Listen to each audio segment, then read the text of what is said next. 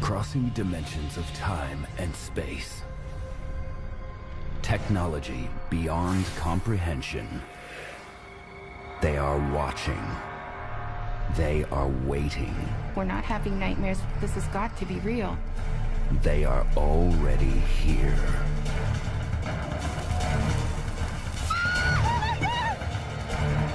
No matter where we went, they would always find us.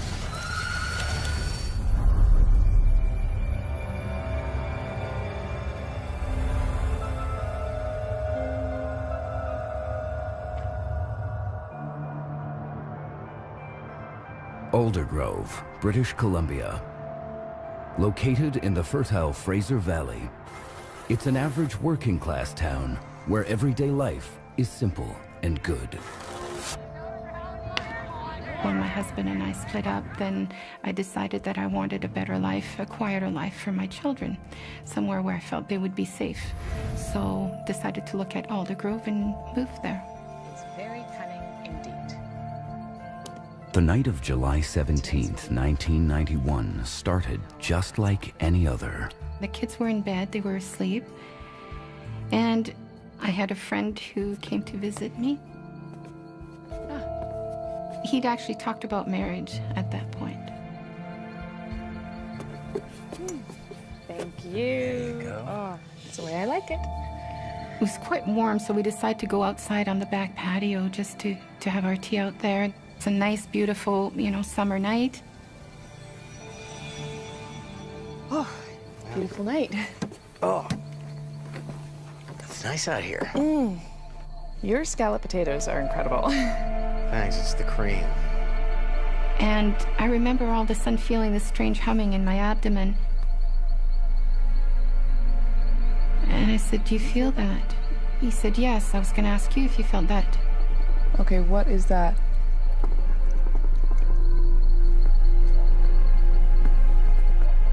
That's weird. And I said, "Look up." Tom. Wow.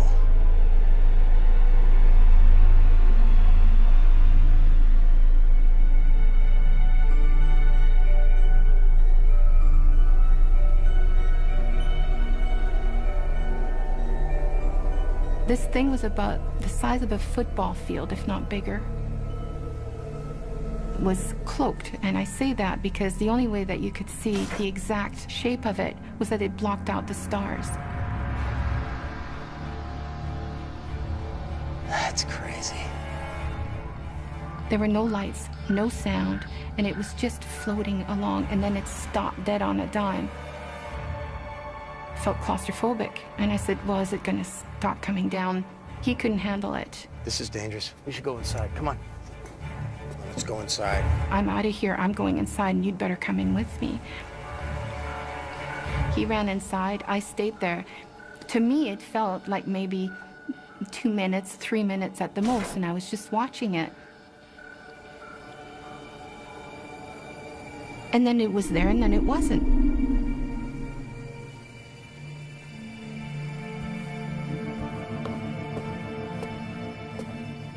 There you are. He just said, "Where have you been? Where'd you go? I've looked all over for you. You've been gone for quite a while." What? I've been right here. I'm watching whatever that was. Listen, I came out with the tea and you left. I said I didn't go anywhere. What are you I talking looked everywhere about? for you. I went into the woods. I went to the end of the driveway trying to find you. An hour. I said I was outside, just for a few minutes. And he said, "No, you've been gone over 45 minutes. I said, "That's impossible." Tom, I've been standing right here looking up at whatever that was in the sky. Yeah, for I'm telling you, I was only out there 2 or 3 minutes. I think you're just, a little nervous about this thing you saw. And he said, "No." He said, "Look at the clock." I thought I should stick around because the kids would be by themselves while you were gone. You've been gone almost an hour, 45 minutes. And he said, "I didn't know what to think." And you just disappeared. There's no explanation. I've been standing here the whole time, Tom. Tom, you went inside, you put the teacups down. I have been standing here This disappearing for... act is just not, it doesn't What work. are you, Tom? I had no idea where I'd been. After that happened, he never came back again. I got a phone call, "I'm sorry, goodbye." Yeah. And it's like, okay, well, what do we do with this now?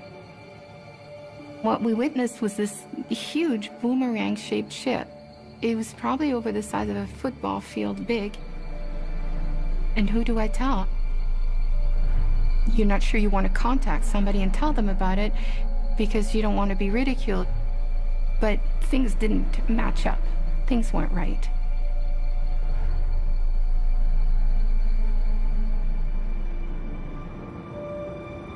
And then the next day, I contacted the planetarium in Vancouver. I said, did you get any other calls? And they said, no, but I'll put you in touch with Vancouver, UFO Vancouver, BC. And didn't even realize it was such a thing. Investigators from the UFO Reporting Center in British Columbia take Karina's case.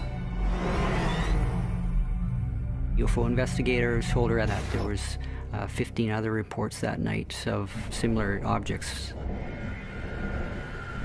I've gone through the records of UFO BC, and we've had about 8 UFO reports of boomerang-shaped craft. It just confirmed that what we had seen was not imaginary. There really was something, because there had been other eyewitness reports that night. Is interstellar travel possible? Astrophysicist Dr. Jamie Matthews is the mission scientist in charge of Canada's first space telescope. I think it's important to keep in mind that the distances between stars are so vast that if you're traveling in the conventional sense, and if you're restricted by the universal speed limit of the speed of light, 300,000 kilometers per second. It's a high speed. But even at that incredible pace, it takes years to cross the distance between even the nearest neighboring stars. Our fastest space probes would take tens of thousands of years to reach the nearest neighboring star. So if people had a real intuition for interstellar distances, they would probably think more carefully about how likely it is that aliens are traversing those distances to visit us, and how often they would do it. I'm not saying it's impossible, but it's not as easy as it looks.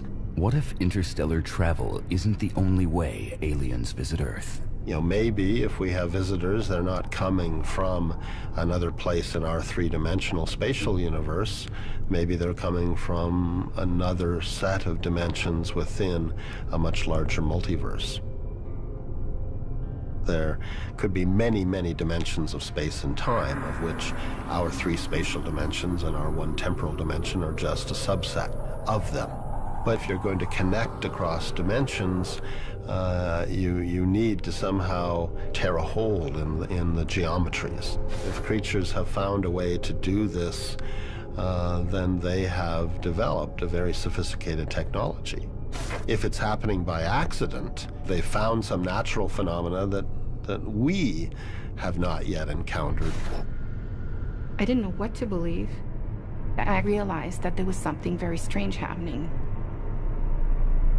There's 1, 2, 3 a year that really stand out, like the one with Karina, that really, demand more attention. This giant boomerang-shaped craft flew over them. Before that happened, though, everything went quiet. All the frogs stopped croaking, dead silence. 45 minutes or an hour had gone by that wasn't accounted for. She doesn't recall what happened with that missing time. So where was she? I'm not sure what happened, what took place.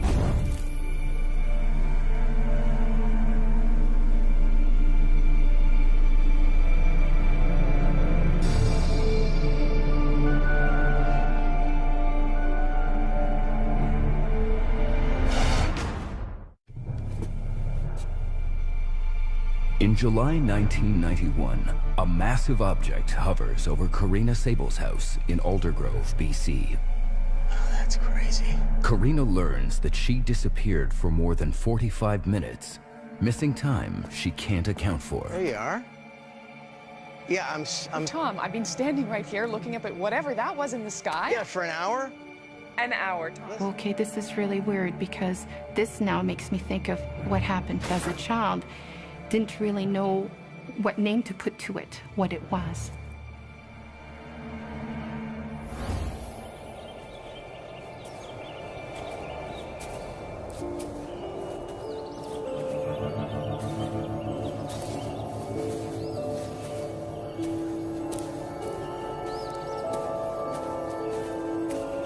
It was in October, close to Halloween, and little friends had come over and they said, you know, come out with us, we're gonna go play in the forest.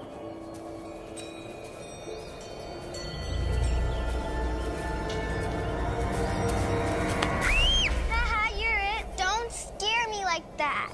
Somebody suggested we play hide and seek, and it came time for my turn, you know, to kind of hide up against a tree and try and find everyone else. 1, 2, 3, 4, 5, 6, 7, 8, 9, 10. Ready or not, here I come. Then there was no sound. I couldn't hear the children. I couldn't see them. Come on, guys, where are you?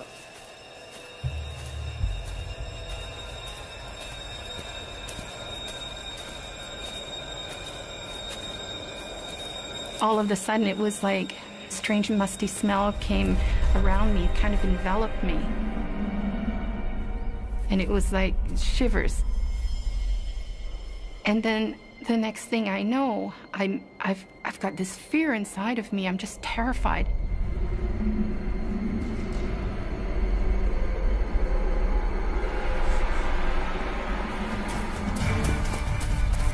I don't dare look back to what's following me, but I know something's behind me.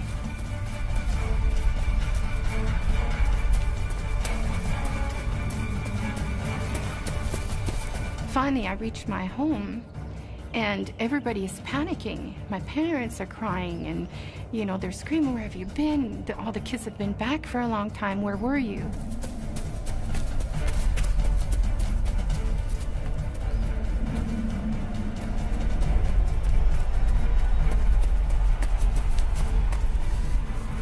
To this day, I have no idea where I was or what happened, but I know that there was time missing.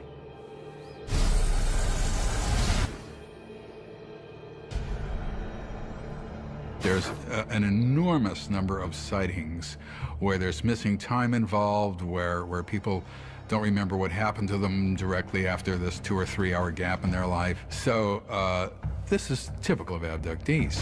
So at that time, he just explained that abduction, you know, was when they come and they would take these people and they do things to them. And they sometimes return from abduction events with unusual marks and scars and bruises on their body. But the key word here is scars. They return with fully formed scars that were not there the day before. And that is biologically impossible. And I said, well, some of that's starting to make sense now, because I would wake up and I would have certain marks on my body. And he said, well, you know, some people who claim they've been abducted have what we call a scoop mark. So it can be on your leg or somewhere else on your body. Since I was a child, I've had a mark on my leg. I don't know where it came from. I mean, I never really understood what was going on.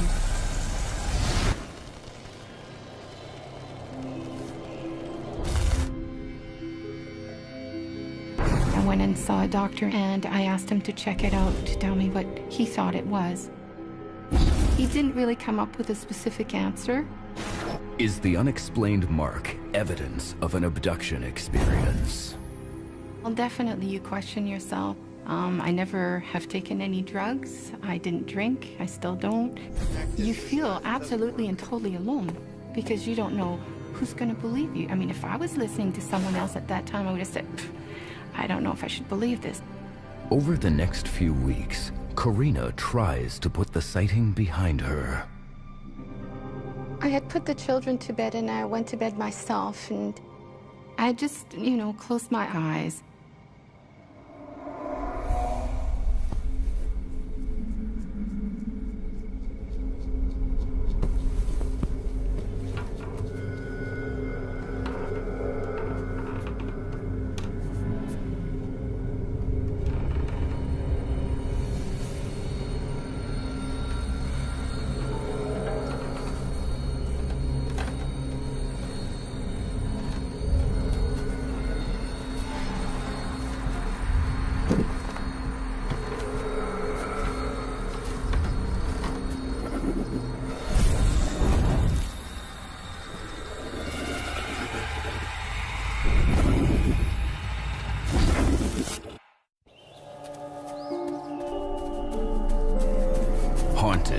mysterious gaps in her life and unexplained marks on her body, Karina fears she may have been abducted by aliens.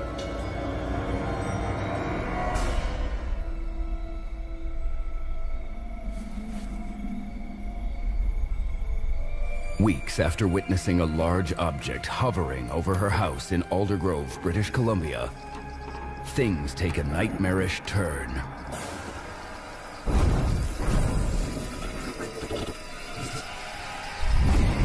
What I saw, literally, was this being, about 3 feet tall, I guess, pear-shaped head, kind of grayish color. I felt terrified. There was a feeling, a sense that I'd seen him before, but wasn't positive. So I would see its image, like it would be there, and then its image would appear in front of it, and in front of it, and in front of it. So I don't know how else to describe them. It was kind of floating into her room.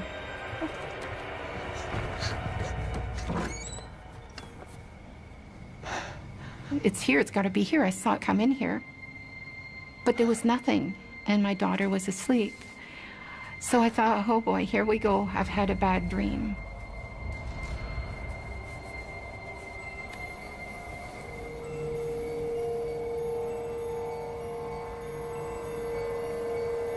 I seriously thought of putting myself in a psych ward. It's when those things happen, it's the first thing I think of is my children. How can I protect them? How can I stop all this? You know, on a mental, emotional, and spiritual level, you begin to question everything. I was brought up Catholic. So there's God, there's this, there's that, and then all of a sudden, well, who are we? Where are we really from? Who are these beings, and what is it all about? Why are we here? And then you feel absolutely and totally alone. Dr. Caleb Scharf runs the Astrobiology Center at Columbia University, looking for clues as to whether or not there's life beyond Earth. We are trying very, very hard in modern science today to find out whether or not we are genuinely alone in our solar system or alone in the universe as a whole. So until very recently, we just didn't know for sure that there are other planets around other stars. With modern technology, we've been able to eke out the signatures of planets around other stars. The fact that there are so many planets out there is quite surprising, because it means that planets form incredibly efficiently in this galaxy and probably in the universe as a whole. And that means that the opportunity for there to be planets a bit like the Earth or somehow similar enough to harbor life goes up enormously. I think we're sitting at 763 confirmed planets and more than 2,000 candidate planets. Our galaxy is packed with planets. There are more planets than stars. And we didn't know that a few years ago. And among those planets are a huge number of smaller planets that may be rocky, terrestrial-like planets, a bit like the Earth. The Goldilocks zone, which is sometimes called the habitable zone, is the region around a star where if you placed a planet like the Earth, it has the possibility of having a surface temperature somewhere between the freezing point and the boiling point of water. In other words, it's at the right distance from the star to be kept at a nice temperature. And the reason we're so interested in a planet that can have liquid water on its surface is that life can't exist without water in a liquid form. If you think about Earth, all the oxygen that we breathe essentially comes from plants and microorganisms. And a lot of the chemistry of our planet has been determined over 4 billion years of evolution by the microbial organisms living here. So when we look at alien worlds, what we're really looking for are the signatures of that kind of life. We're looking for environmental clues that life is playing a role in what happens on the surface of that planet. Obviously, we make a lot of assumptions when we talk about things like the Goldilocks zone and the need for water, because we're assuming that life out there somehow like life here. Is that right? We don't know, is the real answer. But we need to start somewhere, and the best way to begin is to use what you know as a template in the search for new things.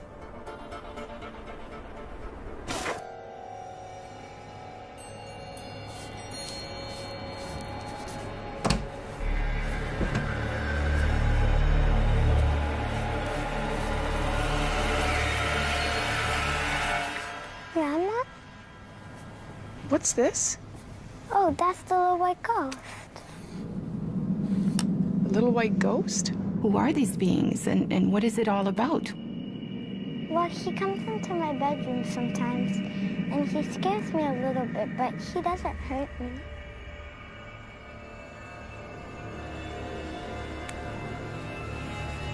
Sweetie, who's that?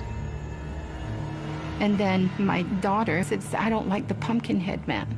Well, he said that he's the doctor. The doctor? Yeah. I'm really scared of him because he hurts me. He scares me a little bit. Oh, that's the doctor. That's the doctor. That's the doctor. After discovering her daughter has been painting disturbing images, Corrina Sables is convinced something has been visiting her daughter's room in Aldergrove, British Columbia.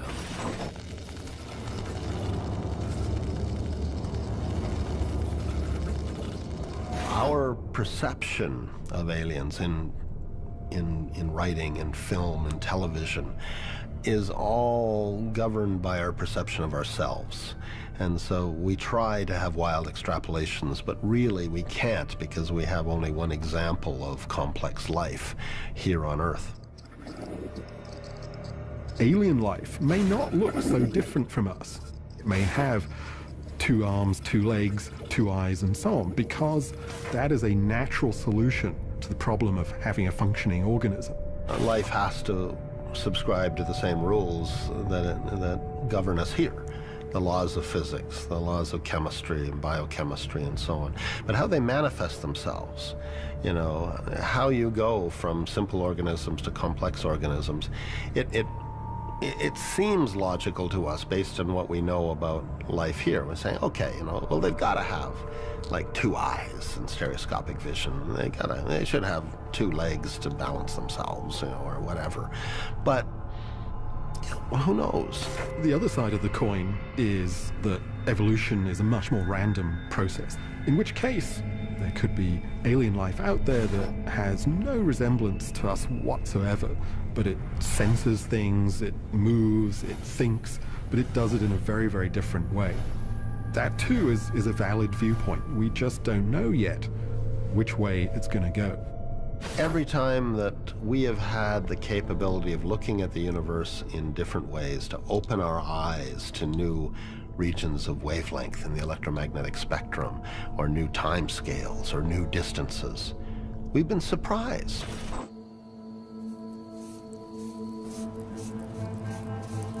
Oh, that's the little white ghost.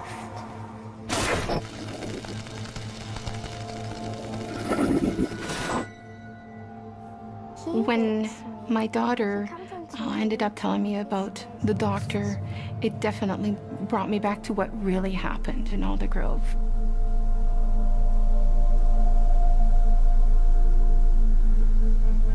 And all of a sudden, all these pieces of the puzzle were being put together.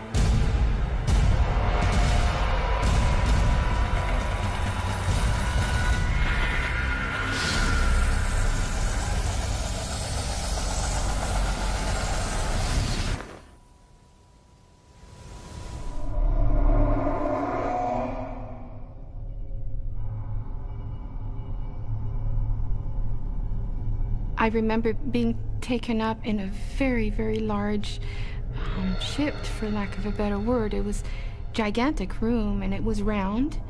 It wasn't lit very well, with subdued lighting. It had a strange smell in the air, very cold, and I would just be placed on this stainless steel table.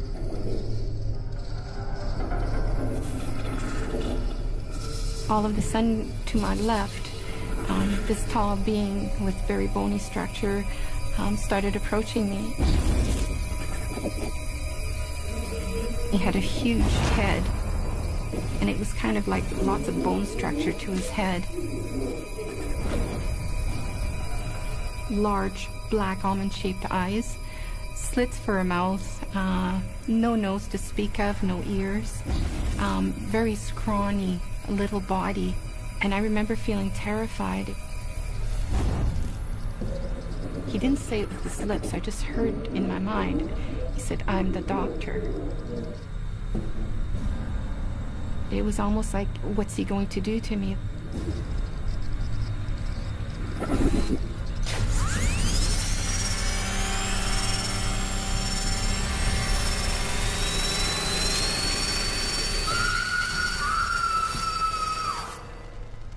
Dr. David Jacobs has spent 25 years researching the abduction phenomena.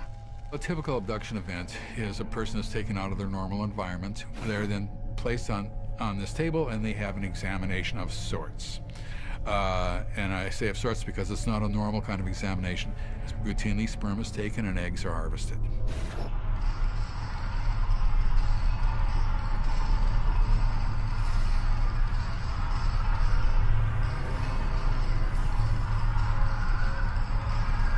There was another room that was there, and in this particular place, you could see hundreds of what looked like aquariums.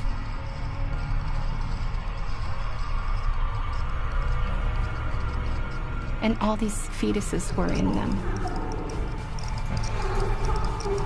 And I remember thinking, oh my God, and realized that they're coming, implanting women, and then they come back and they remove fetuses from us. And this is what virtually all women say. And the goal is the production of these hybrid human-looking beings. Cross between alien and human.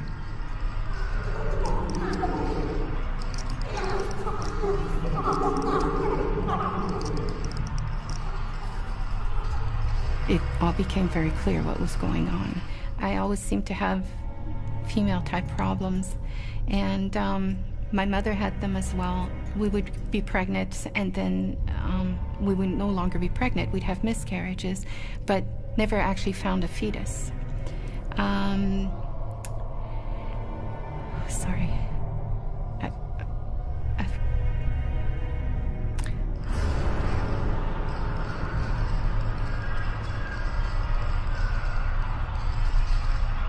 And that's when I clued in, like, this is going from generation to generation.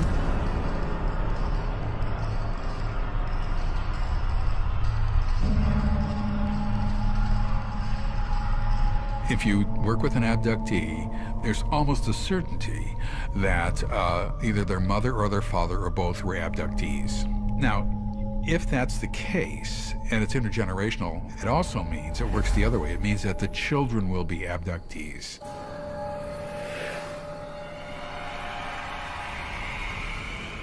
I think the worst thing was that realizing that this was really real. You know, that was terrifying. I was getting angry. I didn't want to believe this. How do we get away from them? What can I do? How can I stop all this? I have to do something to protect my daughter. I don't want something happening to her.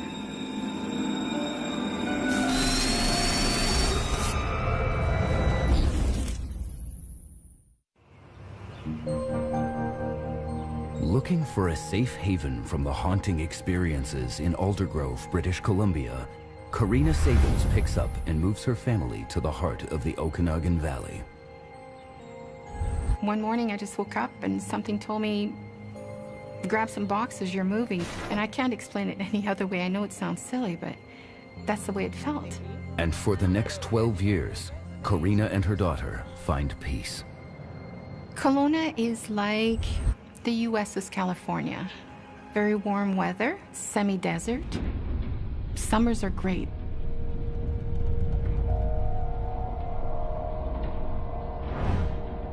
She a good movie. She totally sounded English. A girlfriend of mine had come up from Vancouver to visit. I thought she was not bad. was about like 5 to midnight or something. It was quite late. And she was leaving the next morning. Yeah, she had a good accent. Suddenly she said to me, why don't we go stargazing? But I thought, it's really late. I don't think we're going to do this now. She was so insistent that I just gave in and said, okay, all right, we'll go. I haven't gone stargazing since the last time I saw you. It's so much better than makeup. There was no moon that night.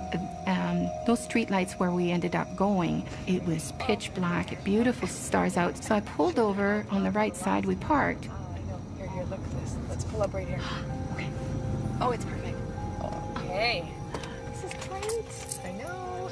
Oh, it's beautiful in here, Shirley. Oh, my God. And I've got my 1.5 million candlelight checking for bears and cougars because they had sightings in that area recently. Yeah, it's so nice. It's good to be out. Ah, it is. Oh. All right.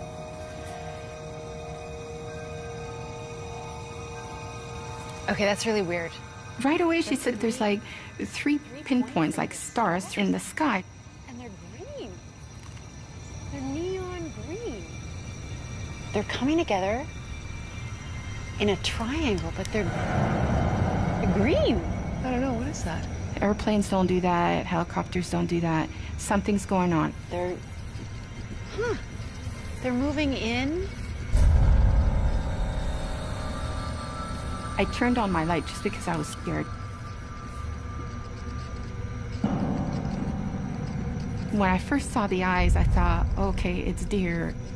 And then reality checked in and I went, no, these aren't animals. This is something else.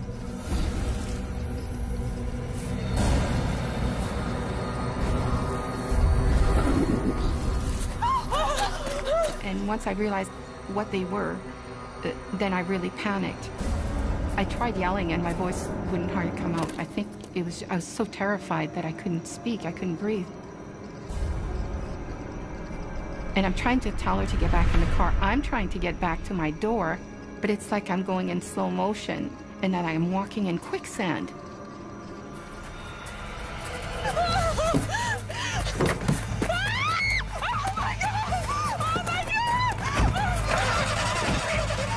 This thing's coming at me. I know it's going to come and get me. I have to get away.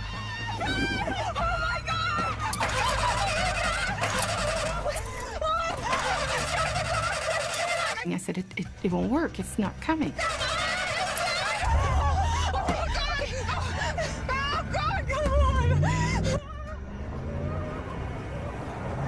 I don't believe what just happened. What's going on? What's going on?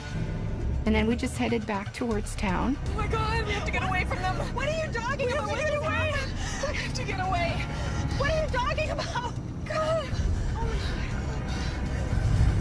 Oh my God.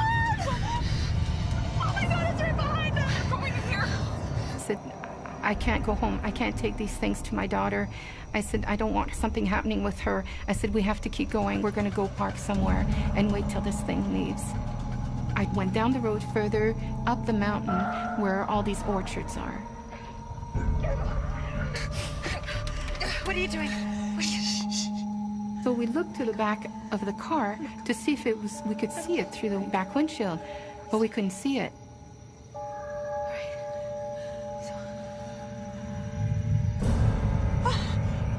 And it was above us. It was above the vehicle.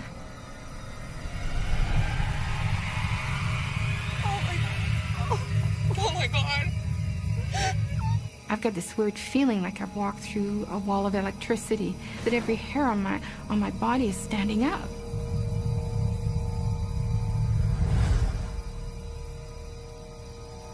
It's gone.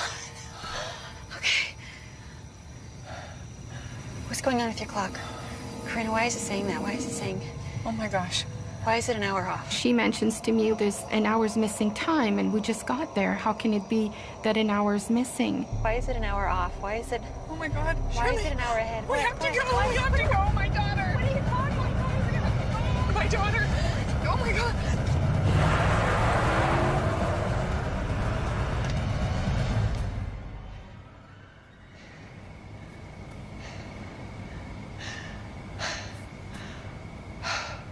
Everything seems fine, and my daughter was asleep.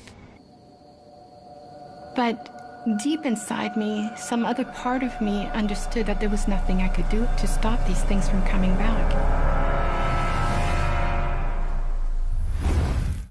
3 points, like they're stars? I don't know, but they're moving. And they're green.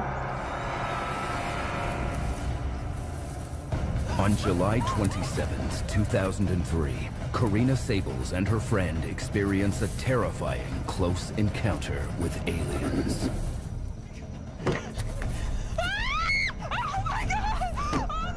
Fearing for her daughter's safety, Karina races home only to discover, much to her relief, all is well. Karina immediately reports the incident to UFO investigators in British Columbia. And she learns from ufologist Brian Vike that she and her friend aren't the first to report the sighting. You had over 200 witnesses for one event that actually took place on the 27th of 2003, July 2003. It was an amazing event. The phone never stopped.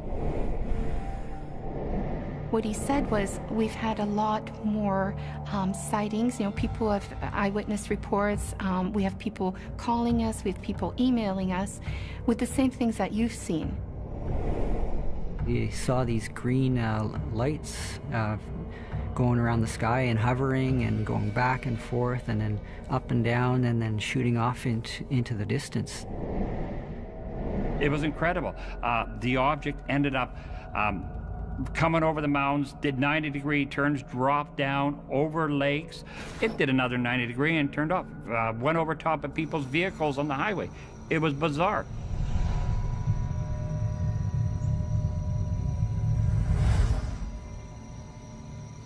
Dr. Dow Stein studies atmospheric phenomena that are sometimes mistaken for unidentified flying objects. The meteor is a small lump of material that has come loose in the solar system, that's become bound to Earth by gravity and plummets into Earth because it doesn't have enough speed to keep it in orbit. As it plummets to Earth, it eventually interacts with the atmosphere and burns up. In many senses, what's happening is that the material in the meteorite is evaporating off the surface of the meteorite because of friction between this very, very high-speed flying object and atmosphere. Friction heats it up, evaporates materials off the meteorite, and it leaves them in a streak behind the meteor. Behind that, you very often see a green streak. So you see the meteorite head, a white streak behind it, and then a green zone, and then eventually darkness. And that'll always be in pretty much a straight line. Who knows what height it was, how low it was, whether it was a large fragment or a small fragment low down.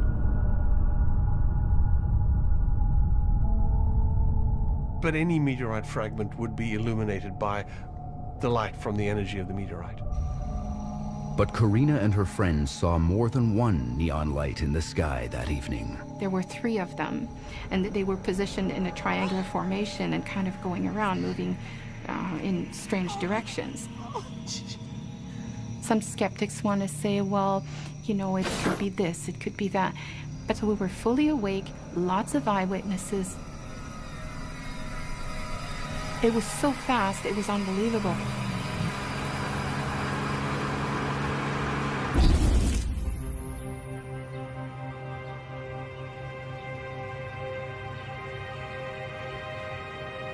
The next morning, Karina suffers from a massive headache. I'm just sitting there trying to figure out what happened the night before. Morning, Shirley. My friend gets up and she said, you know, I really don't feel well this morning. She said, something's wrong. How did you sleep last night? I don't feel well at all. Yeah, I have a bit of a headache, too. Do you? Yeah, I just feel like there's something wrong. I have a headache. I feel... Big excitement last night, maybe? I don't know. Oh, my gosh, Shirley. Oh, yeah, my nose is bleeding. Oh, my God. Oh, God, that's awful. Oh. Oh, Shirley, that's terrible. My nose? She's got a bleeding nose. Like, I've seen bleeding noses before. It was quite intense. And she says, You know, something's wrong. She said, I've got pain down my back. I've got something wrong with my back. I'll show you. It really hurts. I feel like I don't know what I did. It's a bruise or something. Oh, jeez. Shirley, you're burnt. You have a burn on your back. And it was a big circular, what looked like a radiation burn. Oh my God, it really hurts. How did you? I don't know. It really hurts. Hey, sweetie. I don't feel so good. Nikki, you look awful. Yeah, I feel like I'm gonna throw up. Okay. Oh my gosh, Nikki. Oh my God, maybe this. My daughter says, you know, Mom, she said, I think I've got the flu or something. I really feel like throwing up. And then her nose starts bleeding. I went, okay, this is not normal anymore.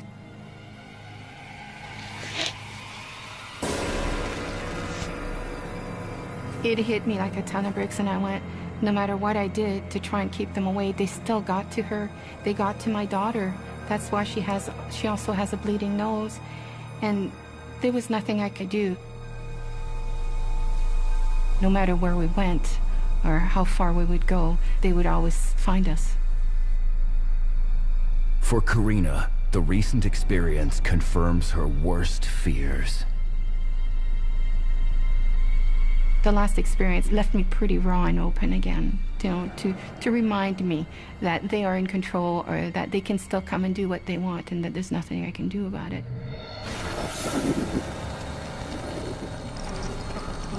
I can't stop them.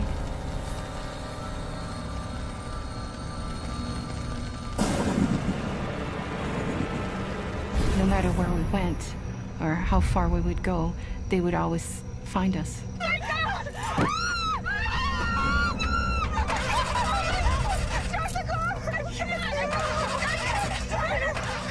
They would always come back.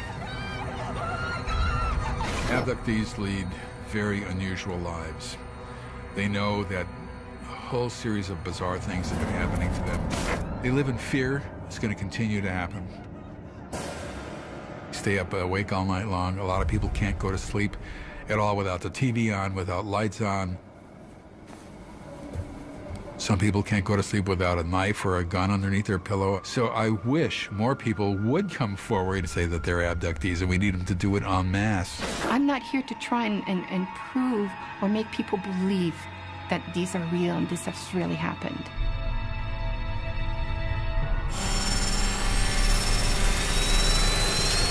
You can't let this consume you, because if you do, you won't survive. If I'm 50-something and I'm still here,